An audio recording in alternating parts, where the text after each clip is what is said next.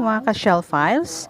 Ngayon po ay magluluto tayo ng Max-style fried chicken. Narito po ang mga ingredients. Calamansi juice, patis, at 4 quarter legs chicken. Ganito po ang ating gagawin. Ilagay ang mga quarter legs chicken sa isang malaking bowl.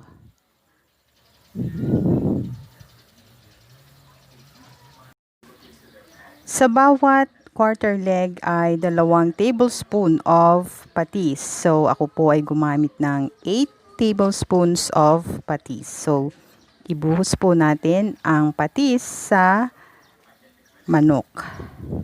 Gayon din po ang calamansi juice.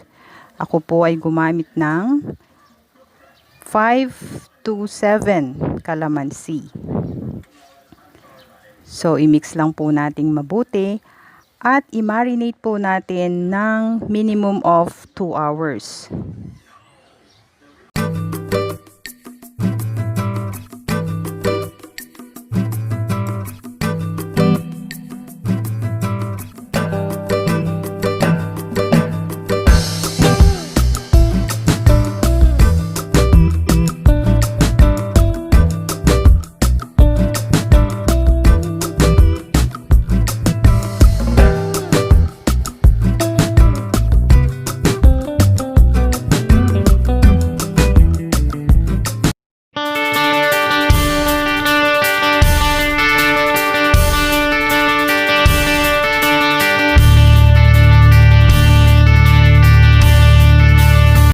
Okay, para naman sa ating poaching liquid, kung saan natin ipapakulo ng 12 minutes ang ating chicken, kailangan natin ng asin, bay leaf, bawang at sibuyas.